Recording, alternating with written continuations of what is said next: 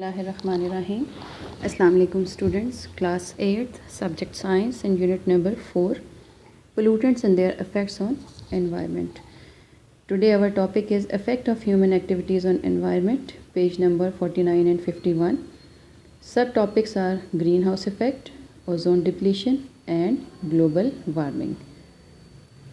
जी students, इन topics में हम ये पढ़ेंगे कि इंसानी एक्टिविटीज़ की वजह से एनवायरनमेंट पे क्या बैड इफ़ेक्ट्स आ रहे हैं। सबसे पहले मैं आपसे कुछ क्वेश्चंस करूंगी जो प्रीवियस टॉपिक्स पढ़े उसके बारे में। What are sources of pollutants and which of them are natural and what are man made. Sources of pollutants में आ जाती हैं गैसेस, जिस तरह से नाइट्रोजन डाइऑक्साइड है, अमोनिया है, कार्बन डाइऑक्साइड, कार्बन मोनोऑक्साइड वगैरह। और इनमें से नेचुरल टोर्नेडोज़ हैं, वोल्केनोज़ हैं और थंडरस्टॉर्म है। और मैन मेड में इंडस्ट्रीज़ आ जाती हैं, फैक्ट्रीज़ आ जाती हैं और व्हीकल्स का स्मोक वगैरह आ जाता है। सबसे पहले आज हमारा टॉपिक है ओजोन लेयर डिप्लीशन। सबसे पहले क्या आपको पता होना चाहिए कि ओजोन क्या है। Ozone is a form of oxygen with 3 oxygen atoms. O3 इसका फार्मूला है। हाईली कोरोसिव और टॉक्सिक है, डिसइंफेक्टेंट के तौर पे यूज़ होती है। और इसके अलावा ये ट्रोपोस्फेयर यानी एटमॉस्फेयर की जो लेयर है ट्रोपोस्फेयर, उसमें भी पाई जाती है एज ए पोल्यूटेंट, और ग्राउंड लेवल पे भी पोल्यूटेंट के तौर पे पाई जाती है। O3 इसका फार्मूला है, ठीक है। और ओजोन डिप्लीशन की मेन कॉजेज़ में क्या क्या आ जाते हैं? क्लोरोफ्लोरोकार्बन, हाइड्रोक्लोरोकार्बन्स और वोलेटाइल ऑर्गेनिक कंपाउंड्स। और इंटरनेशनल डे ओजोन का लेयर का जो सेलिब्रेट किया जाता है वो है 16 सितंबर। ओजोन डिप्लीशन का प्रोसेस आपको इस पिक्चर में नज़र आ रहा है। 2 पिक्चर्स हैं, कॉजेज़ आपको नज़र आ रही हैं, दूसरे ओजोन डिप्लीशन प्रोसेस नज़र आ रहा है कि डिफरेंट गैसेस एटमॉस्फेयर्स में ऐड हो रही हैं जो कि ओजोन की डिप्लीशन का बायस बन रही हैं, ठीक है, जिसमें मेनली क्लोरोफ्लोरोकार्बन और क्लोरोहाइड्रोकार्बन वगैरह हैं। ओजोन डिप्लीशन की कॉजेज़ क्या हैं? होल काज होता है इसकी वजह से, ठीक है, CFCs की वजह से। CFCs एस्केप करती हैं एटमॉस्फेयर में रेफ्रिजरेंट से, प्रोपेलेंट से, और इसके अलावा डिकेड्स तक ये वहाँ पे रहती हैं। This long life allows some CFCs to eventually reach the stratosphere, और ये स्ट्रेटोस्फेयर तक पहुँच जाती हैं, ठीक है। 1 मॉलिक्यूल ऑफ CFC जो है वो 100,000 मॉलिक्यूल्स ऑफ स्ट्रेटोस्फेरिक ओजोन को डिस्ट्रॉय करता है। वेज ऑफ डिप्लीशन में आ जाते हैं एयर कंडीशनर, रेफ्रिजरेंट, और इसके अलावा chlorofluorocarbon. CFCs are also used in some extinguishers and spray cans, cause depletion especially in cold climate and remains in atmosphere for decades. इसके अलावा ओजोन होल क्या है? The loss of ozone layer occur when more ozone is being destroyed than nature is creating. तो conclusion क्या है इन सब processes का? कि Cl, ClO, CFC, Br, NO, CF, Cl3 जो है मेन कॉज है इसकी, ठीक है, ओजोन डिप्लीशन की। If ozone depletion is not stop, life on earth will and for ever. अगर इसको स्टॉप ना किया गया तो ज़िंदगी पे, ज़मीन पे ज़िंदगी ख़त्म हो जाएगी। We should make control on AC, refrigerator, industries, vehicles and human activities which causes ozone depletion. एक क्लिप भी आपको शेयर कर रही हूँ जिससे ओजोन की लेयर और ओजोन डिप्लीशन, इसकी कॉजेज़, इफ़ेक्ट्स वगैरह समझने में आपको हेल्प मिलेगी।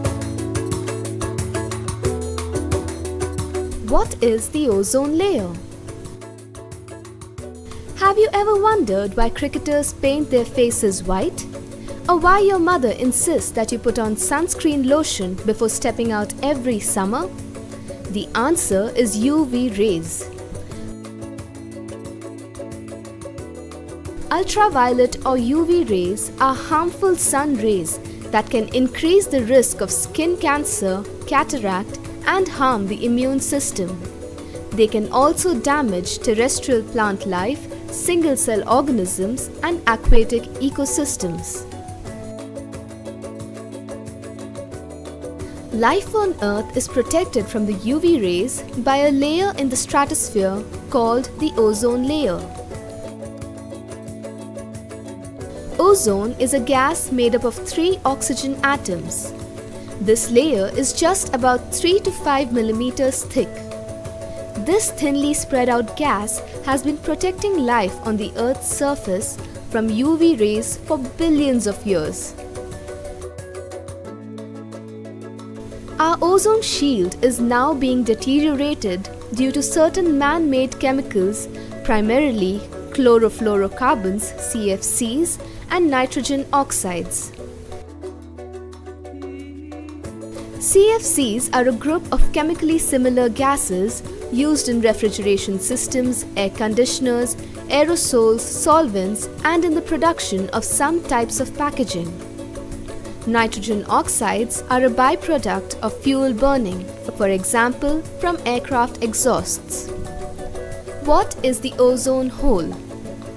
The ozone hole is not literally a hole, but an area wherein the total ozone amount is less than 220 Dobson units.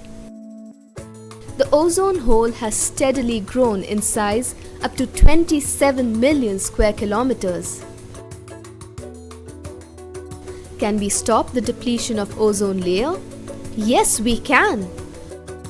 All we have to do is to reduce the production of those chemicals that cause the destruction of ozone, like CFCs and nitrogen oxides. So, encourage your parents, relatives, and friends to make sure their refrigerators and air conditioners do not have CFCs. Activity: find out the names of scientists who discovered a recurring springtime Antarctic ozone hole. Find out about ozone gas that can be dangerous to our health.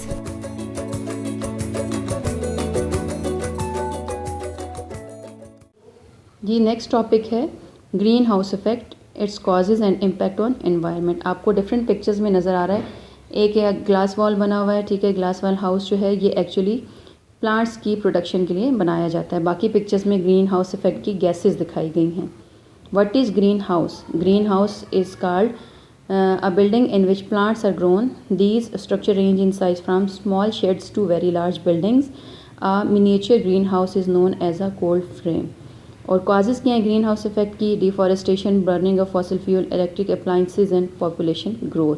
Process किस तरह से होता है कि sun rays जो हैं वो atmosphere में आती हैं, उसमें से कुछ परसेंट जो हैं वो रिफ्लेक्ट हो जाती हैं, कुछ स्कैटर्ड हो जाती हैं, कुछ एब्जॉर्ब हो जाती हैं, कितने हमारे एटमॉस्फेयर में एब्जॉर्ब होकर उसको हीट अप करती हैं।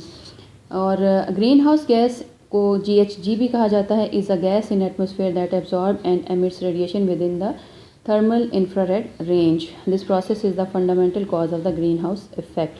Greenhouse gases greatly affect the temperature of the earth. Without them, earth's surface would be on average about 33 degree colder than a present. अगर ये gases ना हो तो इसकी वजह से हमारा टेम्परेचर डाउन हो सकता है।